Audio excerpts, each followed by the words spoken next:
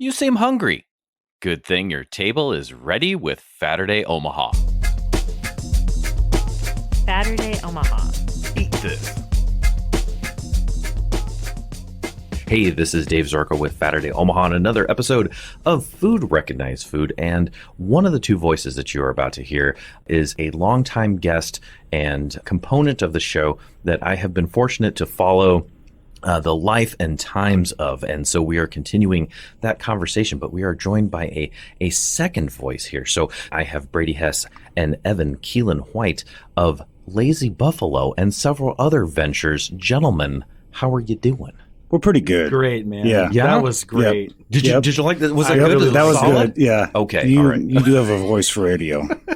Well, yours isn't half bad either, there, Mr. Hess. So We're just trying to match it, man. it's good. It's good. It's going to be fantastic. So we have many things to talk about because the phrase "lazy buffalo" in the context of restaurant and barbecue, maybe people have not yet heard as much, and so we're going to get some info out there. Let's go back a little bit because Brady, at our last conversation, you had moved from running the bar program at Culprit Cafe, moved over to Site-1 Brewing as head chef, barbecue master of the delicious fried ribs and macaroni and cheese and the smoked chickpea taco, which is gosh darn good. And we were talking about all things happening there, but things are a-changing, as they always are, as you guys are here now and moving to yet another venture. So let's get current state. What is happening now? And then maybe we'll talk about the how we got there type situation. Evan and I have been buddies for a long time, too. We've had this idea for a minute, but then going back to Site-1, it was a really good opportunity. It still is to do food, going from front of the house to back of the house. Yeah. And given that opportunity, it's still crazy that they trusted me to do that, but it's worked out. And just making good comfort food, it's fun. Yeah. I enjoy it. And I want to bring that to, Evan and I's Lazy Buffalo idea. Yeah. So I could tell with that kind of catch in your voice that there's a lot of emotional thanks there, I think, for Site-1 and giving you the keys to the back of the house there, so to speak. So are you still heading up everything at Site-1 plus then now moving towards the Lazy Buffalo? Mm-hmm. Yep. Oh, my goodness. I'll always keep doing the best that I can for that place. But then just Evan and I doing our own thing is important. So I'll go hard until we get keys for a spot and we're opening up the place, For sure. So for sure. Yeah. Well, let's talk about that a little bit. So what is the plan? And depending on when this airs, things may be a changing. So we'll make sure we get contact info so people can keep an eye on you. But yeah, what's happening right now? What is coming together for the people? At this point, the focus really is on the barbecue. Nice. And on getting food in front of people, because we really, until there is an opportunity to have a liquor license, really it's all about the food, which for most people, having that food option is really important. And I think what we want to do is just have that available to them. But in Omaha, you think about places that have barbecue and don't have barbecue, any sort of neighborhood concept, shots and beers and wine and cocktails, you don't see that same attention to barbecue in the back of house. You got, places with burgers and fries and wings and tacos, which, I indulge in all those things. Of course. A lot. But I also like barbecue. And I also think it's important to find a spot in Omaha that will do both that, where you can bring an unpretentious Sure.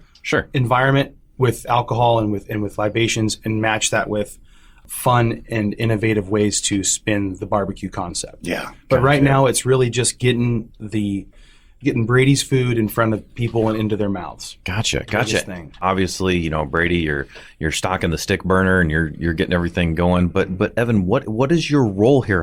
What is the we'll use a cliche term, the synergy, the genesis? What is happening? As far as what are both of you doing to make this happen? Like, first of all, friendship. Yeah. Oh yeah. We can talk about lots of things, but we'll stick to business. We've just known each other a long time. And We've trusted each other. We've been honest with each other. And personal, like my role is doing the same thing that Brady's doing, except he's got the craft of the creation of the food, which is a very important aspect of the whole thing, is that it's not push a button and walk back and it's done. Yeah. You know, Brady puts a lot of time and effort into this. It's by feel, you know, and a lot of places don't really work that way, you know, even beyond the barbecue craft. You know, it's like just working on feel is not something that people are comfortable with. Brady's got that. But for me, it's really just being there for him to help promote that for pop-ups and be like, you know, running cards and talking to people and doing my best to speak to what I know and learn from him, you know. Are you doing pop-ups right now? Because you're looking for a brick and mortar is kind of the end goal, right? Yeah. But you are working on the food, developing the food, getting the food on plates to people. How are you guys making that happen right now? We've done a few pop-ups, and we're going to keep doing that to whoever will allow us into their space, because it has been Omaha is so awesome in that way of Leah Thrasher, Dog Bar, Matt Owens at Green Room, John Farr, Scriptown, Johnny Svatos that owns Ground Floor Guitars. That we did one there over in Blackstone, like, for right? his, It was great. Yeah, That's we just, cool. Like for his clientele, and it was so much fun. Like were able Evan to and I pour were, booze. Yeah. we were walking out of there with smiles on our faces, and just kind of keeping that going. We've kind of tried to block things off, section things basically, to where, you know, a pop-up a couple times a month. Yeah. And then working on the business side of things too. Sure. And Evan's been great at that, the business plan, everything. But yeah, slowly, just incrementally better of just finding spots, keeping our name relevant, and making sure the food is good until we can start serving booze, baby. Awesome. Getting it done. Yeah, because really a lot of it's out of our control. Yeah. You know, all you can really do is be detail-oriented day-to-day and get something done, you know. I mean, I think with pop-ups, we try to find places that already have something kind of going on that day. Sure. You know, like the one we just did at Scriptown for the Goat Fest. It's I work at Scriptown. I'm very proud to say nice. that. Okay. Yeah. It's our spring seasonal release. You know, we had bands, we had people there, needed a food option. Yeah. Boom. Johnny Svatos over at Ground Floor, we were very lucky and we're honored to be his friends and just, you know, good mates. But at the same point, like, there was a crowd that was going to be there. So putting ourselves in situations where we're not necessarily just waiting for people to walk in. Sure. Like, they're going to be there and I don't want to say forced to, but like it's angled towards them seeing that we're there, you know. Gotcha. But yeah, that's one of the biggest things we can do with this. Being point. relevant Yeah. and consistent. It's interesting to me to make that leap from being at, say, Site-1, where you've got a place, you're in the kitchen, to you and Evan are going to go and do this and do a whole new venture. And to me, that takes a lot of like guts, intestinal fortitude, because there's some risk involved. And I mean, you're already putting energy into, if you're at Scriptown and you're at Site-1 and you're doing another thing, like, that's a lot of time and effort. So how did that happen? Is it just for the love? Well, I'm going to let you tell me, like, how did that change happen there? The risk is good. I mean, we both have a huge passion for, help me out here, People? Of people. I was yes, just hospitality was kind of what came to mind. Make them feel nice and warm. Want to create something that you're coming into our own house is what I think about that. Yeah. Of like, I'm not going to serve, you know, bad food or mediocre cocktails if someone's coming over. Sure. I'm going to have Only the best. somewhere else. I will bring a mediocre cocktail to your house. You can't consume one in mine. But yeah, I Sorry. don't. And that's the thing, man. We laugh a lot, like, of just creating a comfortable space with quality food, well thought out cocktails. I mean, that's our plan, and not even traditional barbecue. We kind of want to use those traditional processes for barbecue, but then flip stuff upside down and have a good time with that and make it our own. And then same thing with cocktails too, everything bar driven of just having people walk in and you immediately go, what do you say? Hey, hello. Who are you? Just be goofy and open Make up, people open up feel that- comfortable. yeah. Very really, comfortable. people just everyone takes themselves and everyone else too seriously. And I mean, you should be proud of what you do and take yourself seriously to motivate yourself. Sure. Be charismatic and be open, and that's what we want to do. Yeah. I think a lot of we've been very lucky to work for some really great people. Yeah. And learn a lot of great things. But there are times when, in your evolution of becoming a person or a better version of yourself, you are going to try to attain more. Sure. And that's kind of where the switch from working in these places, it's like, we've done it for somebody else and they've appreciated it and they've loved us for it. Right.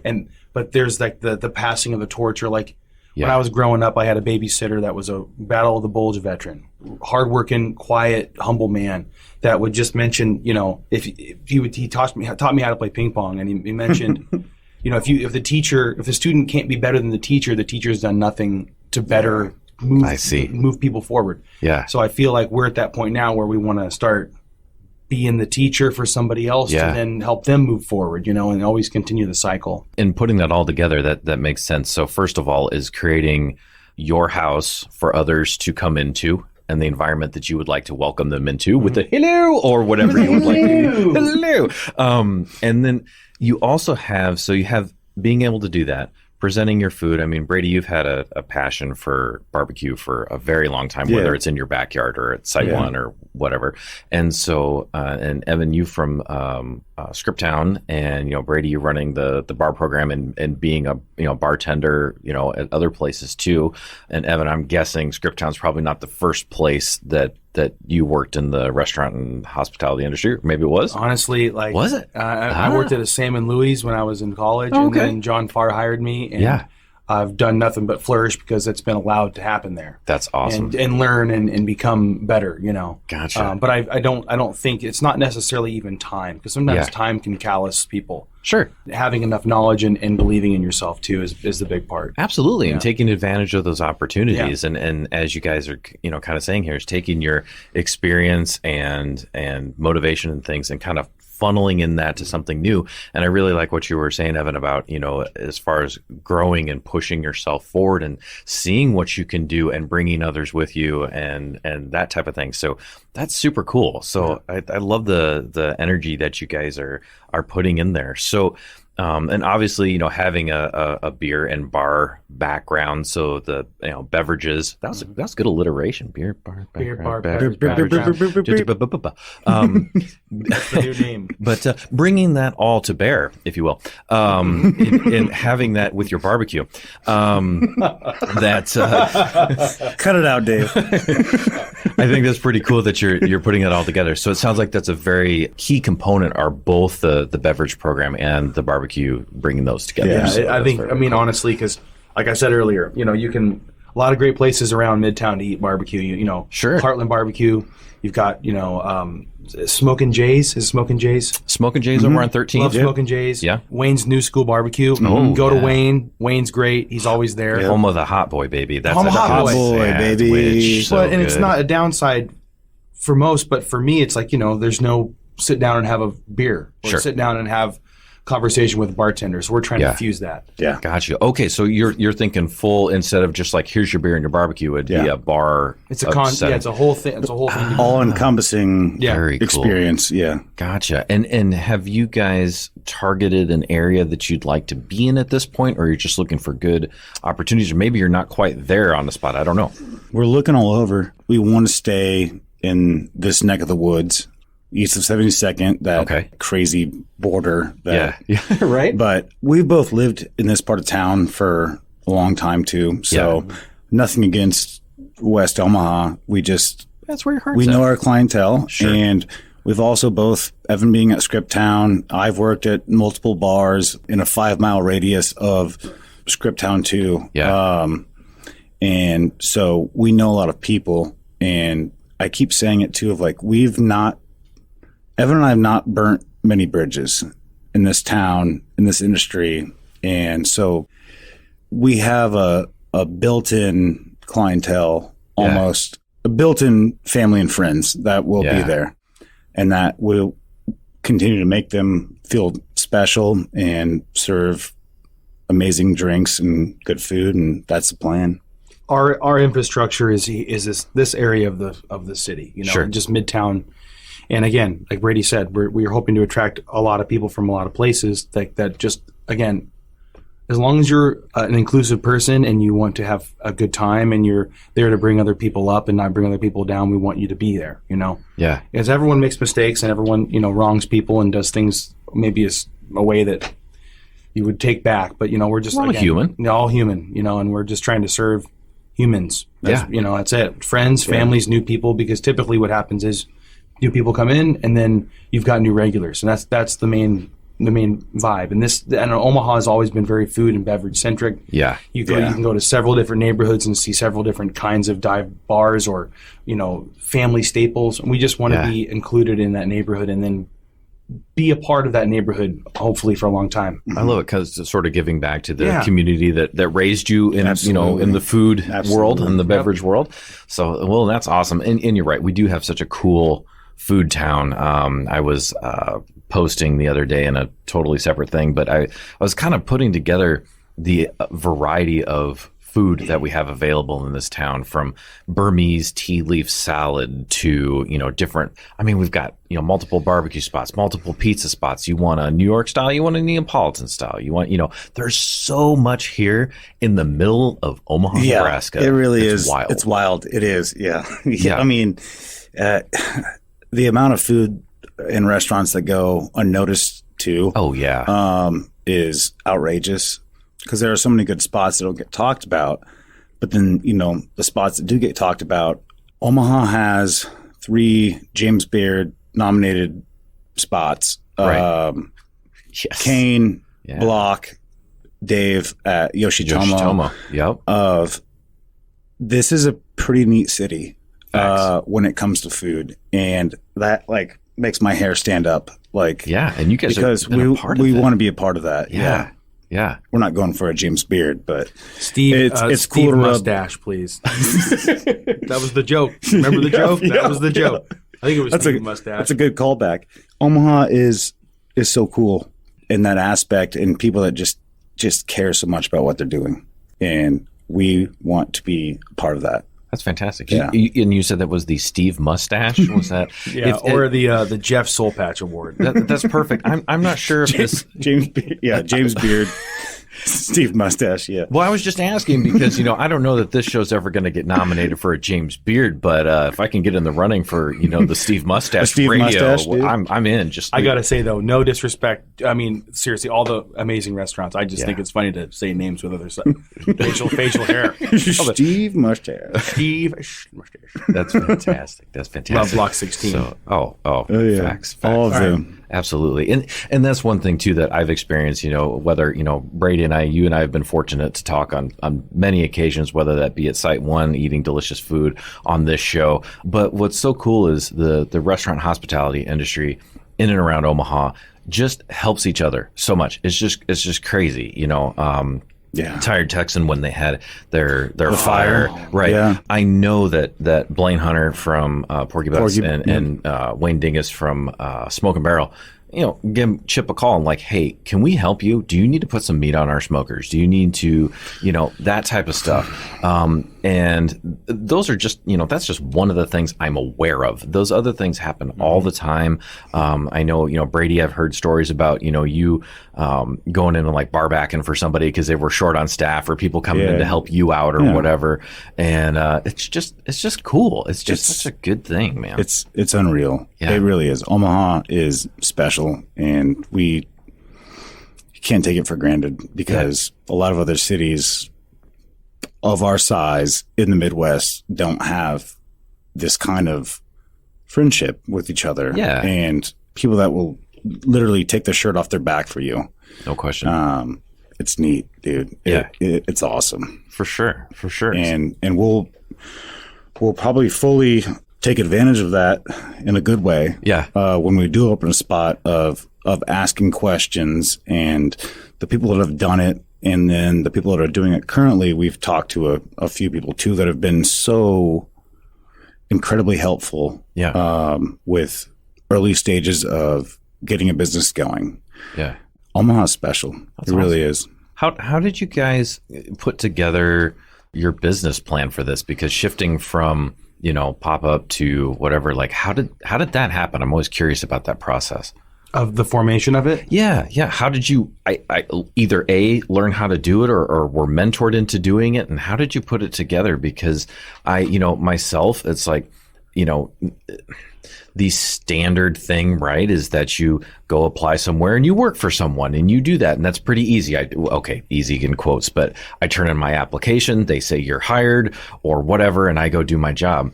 Formulating a business plan on how your own thing is going to work is a very interesting process to me. So I'm kind of curious on how that came to be.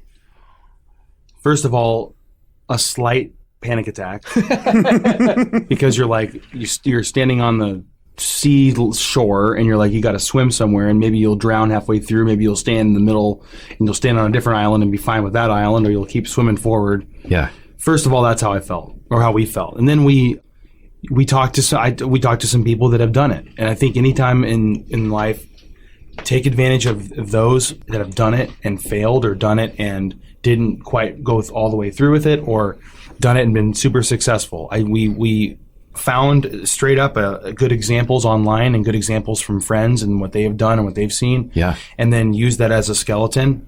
And then from there, basing that around the things that you find important, because we're not necessarily opening up a shoe shining shop, maybe, Sure. or whatever. We're doing something different. So what is it that pertains to the business we're going to conduct? At that point, once the skeleton came together, it was just very, okay, I see it, Now you got a plan. And now you got a plan until you get to the financials. and then you realize you have a Bachelor of Arts in Communication Studies.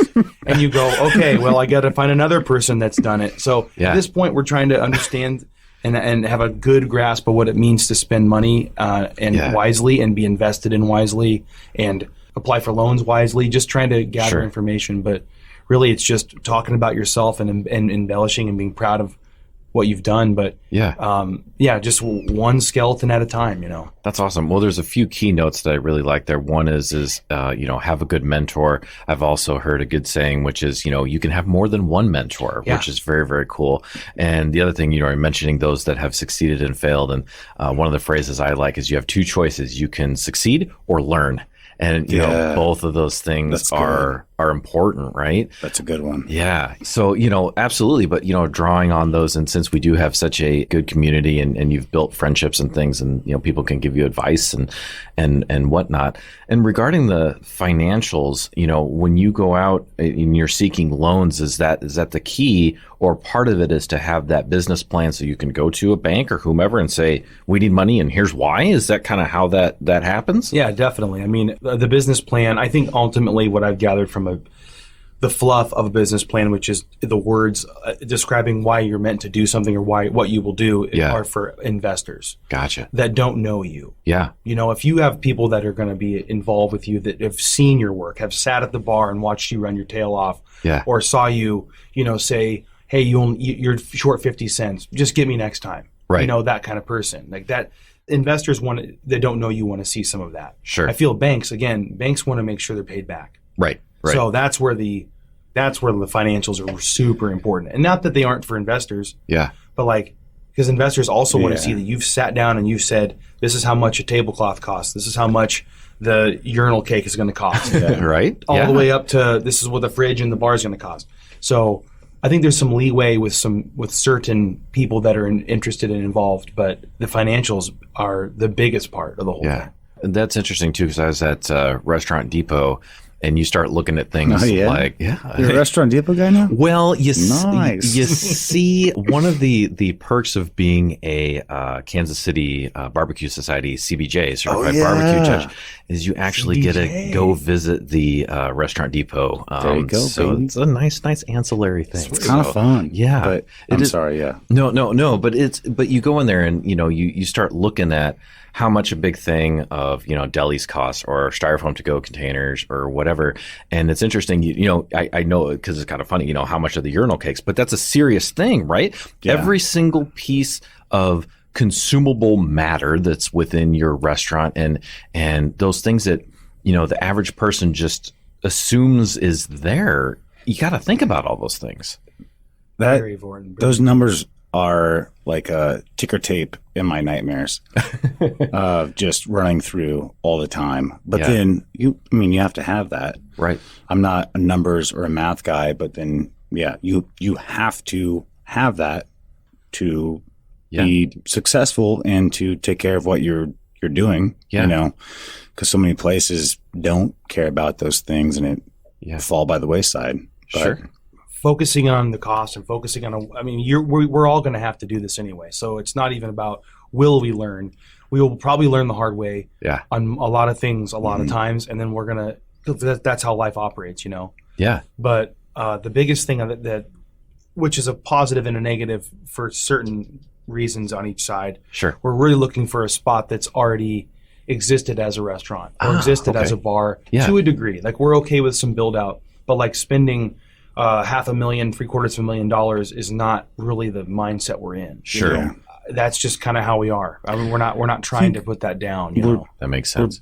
We're both excited to, no matter what the space is, it'll be our own, regardless if it's perfect in the very beginning, or we have the fanciest bar. We'll make it work, and we'll make people happy. That's it. That's all it comes down to. I think the heart and the food and the beverages are what's going to do it, because whether you go to, even, let's say, Block 16, very simply stated and awesome, right? Or, some place that has, crazy marble and whatever. But each one of the successful spots or the spots that people enjoy going to is because that heart's there. You go into let's say a Barrett's, what a great spot. Tiny little grill. Those dudes are rocking out Phillies and stuff. Yeah. And it's just, you feel good going in there. You get good food and, it's just awesome. That's probably the most well-seasoned flat top in Omaha. Yeah, no question. It's wild watching them. And then going back to Block 16, Jess and Paul I will hold their story close to me because when they opened, it was just I think it was New York. Yeah, it was chicken and gyros. Yeah, chicken and gyros, and they made it work. They were still using product from the previous spot. Right. And they made it work. And then look at them now. Yeah, James Beard nominees. They cared. They put in the work. They'll consistently be, I think, people that we look up to too. Yeah, just more of the nicest people around. And also really funny. Yes. Jess and Paul are really funny. How many restaurants can get 6,000 likes just for posting a sentence on Facebook? Yes. And it's very few. I don't know how they do it. Maybe it's just the care and whatnot. But because the food is good, the attitude is good, the friendliness is good. I've told the story on this show before, but Jess found out that my mother used to make split pea soup for me, and she's now passed away. And Jess is like, that's interesting. She's like, she had her mom bring down a can of specific split pea soup for me from Canada. Yeah. And just said, hey, I got some soup for you behind the counter. I'm like, my gosh, man, you don't have to. It's just so heartwarming how they do that. It's just, and they keep just nailing it over and over again. People in this industry that actually care, they do well. You take note of that. Yeah. Dave likes, split pea soup. Yeah. It might take a minute, but he's going to get it, and we care. Yeah. And that's what makes us successful. I don't think either of us are very boastful people. We're proud because we know we do the best we can. Sure. But Brady and I, and a reason why we've always wanted to work together is because we just lay it out there and we want people to feel good, and we just want to have that. We want to receive that and give that to other people, because that's what's going to put people in the seats. Absolutely. And that's what's going to get people to come back. It's not the expensive. Sure, product is important, and so is environment, but it really all comes down to, do you have the right people or not? Right. And with Lazy Buffalo, you're starting with 2 good people, and we're going to hopefully employ more good people to just keep that, Omaha focused environment going. Yeah. What's cool is that's how you're starting out, is you're starting with the heart, and you want to provide an environment that you would enjoy, that people would enjoy coming into. That's fantastic. And it's, it's the same thing with we were talking about Barrett's, or even Smoke and Barrel. I mean, brisket's amazing, but the interior, it's cable spools and some tablecloths. Great. I love it. It's fantastic, or, stopping in at, let's say, control coffee, and it's, oh, hey, Dave, how's it going? Even just that people connection is really important. And you guys are setting up an environment to do that is your goal, so building those relationships is special. I said, always make somebody feel better when they leave. Yes. When they walked in. Yes. Any bar, you can do that, have a few drinks, have some food, but then actually making someone feel better leaving than when they walked in is, I think, something that we both are passionate and excited to do. Yeah. Being a bartender, that's part of that, right? Is making that connection with your guest. I mean, Absolutely. they could go get a bottle of beer and go home. Yeah. But that's not what you're providing there. You're providing that personal environment. And that's the hospitality side of the, service and restaurant hospitality industry. So you want someone to come in saying, "Oh, I'm going to have a beer and a appetizer." Yeah. And then they're there for 4 hours. Responsibly. Yes. And you're there to take care of them. You're making sure they're but then right. they stay so long because they end up talking with other people at the bar of creating that too, of like, I think a conversationalist bar is the best when, as a bartender, you can step away and the regulars, the people at the bar, are having their own conversation. Over time. It builds up, and just building that community and those friendships, when even if they don't come back to Lazy Buffalo the next night, they're sitting drinking together at another bar, of like, I think that's pretty cool. Just creating a space for conversation, comfortable, just good times. Absolutely. Yeah. There's a meat shop in town that I go to quite often, and I'll go get my morning coffee, and I'll go in there and shoot the stuff with them for 30 minutes. And that's actually one of those things. Andrew Miller runs a place, but that's his whole thing is, he provides that element of old world service to you. Yep. And it's not just a meat counter, but I'll go in there. We'll talk for half hour every Saturday morning, just because I love that. Week and we, why not? So that's why you keep going back. Yeah. 100%. So I was going to ask too, so will the barbecue that you guys are looking to do at Lazy Buffalo, and having had delicious stuff at Site-1, how is it going to differ? Is it similar? Are you changing things? What's kind of happened? If you can, let the buffalo out of the paddock, so to speak. I've held on to a lot of recipes I'm not shorting Site-1 at all, but I've held on to a lot of ideas and recipes that I am saving for us. Yeah. But then I've also gone all in on Site-1 too. But then there's a few things that are going to keep in my back pocket for us. Yeah. Okay. All right. So we'll I'll spend time sometimes, because Brady, he's probably should have been born in about 1946. He writes everything down on paper, and you better call him. And anyway, sending each other images of food and like stuff again. Corningware. We keep going back to Block 16. Have you seen this milk glass that I found? Honest, we wanted. I'm not the. I don't have the technical smoking skill in this regard, but I do want to do things that are innovative and can make people think a little bit. I mean, you don't have to go too far out of the box. Sure. But just giving people some classics that they know, and then maybe a couple specials or a weekly special. We've talked about doing that. Yeah. That can kind of open the box a bit for folks. Yeah. Like comfort and gourmet. Even down the line, we don't even necessarily have to refer to like the word barbecue. Yeah. Of just smoked meat, comfort food, fun, because that's something we're not tied to. Of just doing just really fun, creative stuff. There's a whole laundry list of things on my phone right now too, of like that we want to do. The sexiest pig in a blanket you've ever seen in your entire life. Nice. Now it's out there, but I'm holding on to that until we have a spot of and just fun, creative, comforting and welcoming food. Yeah.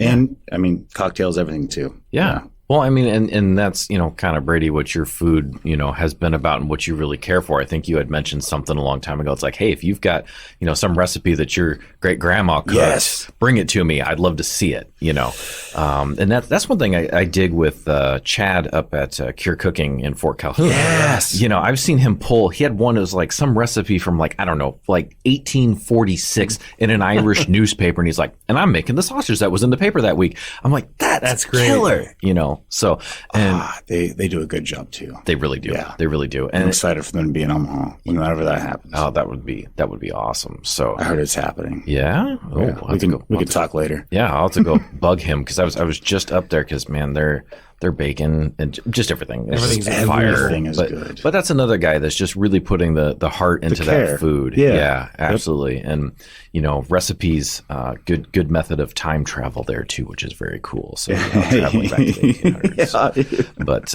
And affordable, I think Yes. affordable is something that maybe this is where the downfall comes as a businessman, is that you have to follow the trends and follow the margins. But there's also still an opportunity to make it so anyone can come in and afford something to eat, and Yeah. whether or not you have the $10 to $12, what can we do to make that happen? right.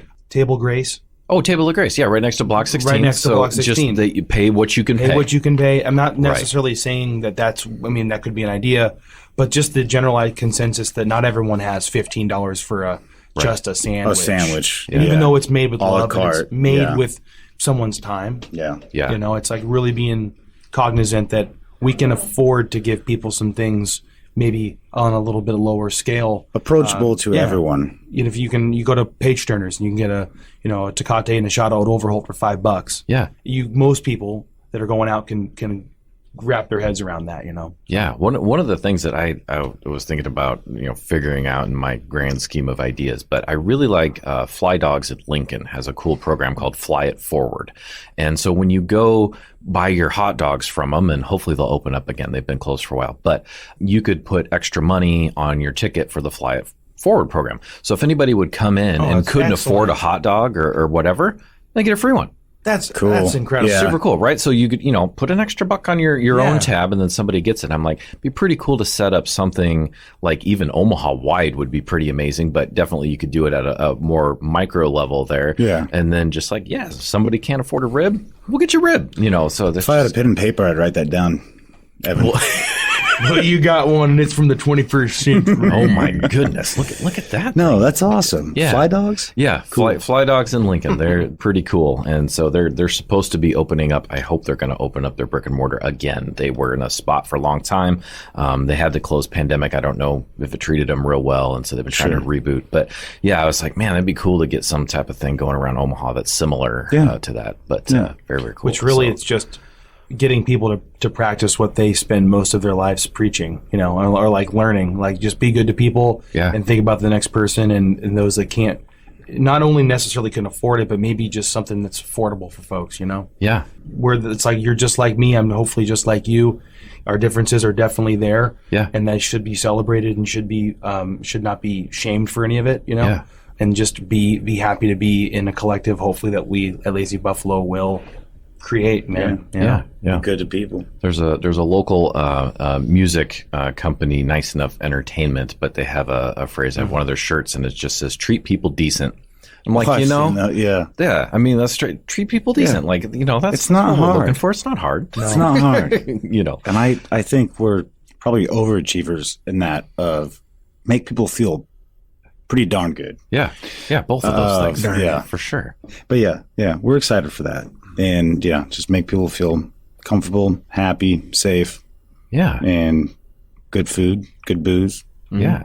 So now, Brady, at our last check, I believe you had said that working at Site-1 was helpful in that you got a little more familiar with talking to suppliers and things like that. And I'm wondering if your guys' experience at either Scriptown or Site-1 or wherever has helped you, because, you're figuring out the business plan, you're doing this, but you also have to now get product, and it's not like you're just running to the local grocery store buying a couple things. You need supplies coming in. Yeah, that has been a learning curve. It's different than ordering booze. you can order a case of booze in, and it can sit in your storage area forever. Yeah. And food's a little bit different of Very perishable. a little bit more, fragile. So yeah, that has been interesting. I'd like to dive more into, now that I'm a little bit more comfortable working with more local spots. We bring in quality product, but then it's not local. Sure. All of it, but then working with farmers, everyone, different like community gardens that, microgreens, stuff like that, of working with those people a lot more. I've done a few things, but I would love to do a lot more. And then you better believe when we have a spot, we'll be taking advantage. I keep saying taking advantage of, and I mean that in the best way possible, but like really truly utilizing the people that we care for and think a lot of, whether, farmers, local gardeners, all of that stuff. Yeah. That's ranchers, everything. It's really all relationship building, and working for each other. Because as a rep, and as a distributor, you're trying to get your product in places, and also as a bar, you're trying to be represented correctly. But I think that we both experienced. I'm sure there's a handful of situations where it didn't turn out super well, but you can always find a better egg, and I think we've found good people that we can find this product. Just by working in the field, and it sounds kind of like, okay, makes sense. Just all the list of people that we could call at any time for not only maybe some, not advice, but maybe some like, well, what did you do? Where did you get this? How do we source that? Just the list is there, and it's just a matter of attaining it and applying ourselves to really get it done, which is just time. Yeah. I got a 1-year-old. Super fun, loving, energetic. Keeping you busy. Keeping me busy. Oh, yeah. Keeping me running. Yeah. Brady is running a kitchen. He's got a relationship to build at home as well as I, in other situations. So none of this can be rushed. It's just really things kind of when you are good at what you do and you're kind and you find the right relationships, it all kind of starts to piece together, but you still obviously got to put the work in. Yeah, for sure. Yeah. And that's a neat. Those are all really neat relationships too. When you do have a rep, whether booze or on the food side or a farmer, of those are like, they're special relationships. Sure. Someone that you trust, they trust you, and I'm really excited in the future to deal with those people. Yeah, because we have both together built really good relationships with both food and booze side of things. Yeah. And that's going to be fun relationships to build, like the type of people that you send a Christmas card to. Yeah, for sure. Because they take care of you, you take care of them, and it just goes back and forth. Well, and how cool if you are one of those, distributors or farmers or whatever, and if you got a chance to come into the Lazy Buffalo when it happens and have that food and see what the raw ingredients have turned into with, the chef and the pitmaster's hand, or the bartender's hand making that and going, okay, this is, wow, you just took the raw things and turned it into something greater than the sum of its, parts. The circle of life. Yeah, for sure. That's no kidding. Sing a Lion King song right now. But for copyright reasons, the Lion King song has been edited out of this episode. The Lion King song. Was it when Scar fell off the thing, or man? Yeah, it is. It's neat though. But man, no, it really just very lucky to even be in the situation we're in, and we're still just building everything, and for sure. Always being very grateful for the things that happen. And like you said earlier, I'm not sure exactly the phrasing, but just there's not failing, but learning. Learning. Yep. A good mentor of mine once said, failing forward, it's life is really just a misstep constantly until you just are either stumbling or dancing or whatever you're doing. So we're going to do both probably. That's how you we already do both. Stumble, and we expect everyone to hopefully do the same. Each of those learning processes, thankfully, you're bringing some knowledge that you've gathered in your time before this and bringing that together now. So that's very, very cool. Yeah. So Awesome. So as it sits, so what's super cool is, Brady, you and I have now got to talk over the span of 2+ years, I think, somewhere in there. And so following your journey from bartender to this opening up has been very cool. And now Evan, you coming in, so it's kind of cool. So now the relationship, is growing and whatnot. So when we go listen to this next year, 2 years from now, where do we sit like right now? So we've got a business plan. We are looking for a location, and you're doing pop-ups. Are there any other elements that you're still having planning sessions or working to bring together, or you're almost ready to pull the trigger, so to speak? A little bit of both. First. You go first. Business plan. One thing I've learned from Brady, and it's not like it's recreating the wheel, but it was nice to hear someone you love ground you. Yeah. Work in threes. You don't have to look at the whole thing. Work in a few things at a time. So we've started with this pop-up, LLC, this conversation. Okay, get those 3 things done. Now we're going to do. We haven't quite got the LLC done, but we got that pop-up done. Okay, so we keep the LLC in our 3s. Yeah. When that LLC is gone, okay, now we got the business plan, which is always evolving. Sure. But then, at this point, it's learning what it's going to take to finance it and how different ways to finance it, who's on our team, who's not on our team when it comes to that. Because, we have a lot of people, I think, that because of what we've been able to do individually can see how the success could happen together and might be interested in being part of it. Yeah. And then, simple things like starting your bank account, talking to other funding programs that maybe you don't think of, because in this business, you think of the SBA, where you think of, okay, you have collateral and you have what you put, these giant numbers. Yeah. But hopefully we're able to, cut some of that down with other avenues. So it could be a year, because a turnkey space is just, you got to find the right one. Yeah. So it could be that we're all done waiting for a while. Yeah. But for right now, we're in the last 6 months, I could not be more proud. Awesome. We could have been a lot less productive. Yeah. Put it that way. You know what I mean? We've done enough. We've crossed off a lot of things. Yeah. And to see that stuff go away on your list is important. Yeah. I love that rule of 3s there. It's so helpful. That's awesome, because in software development, there's a couple of things. One is called MVP, minimum viable product. It's like the minimum we need to do to bring value to our customers, right? So it's not like we're going to try to build everything for everyone, and it's like let's get this out here, make it good quality, and then we'll change and adapt as we need to. Smart. And not just biting off more than you can chew, I guess, to use a restaurant parallel analogy. So there's that.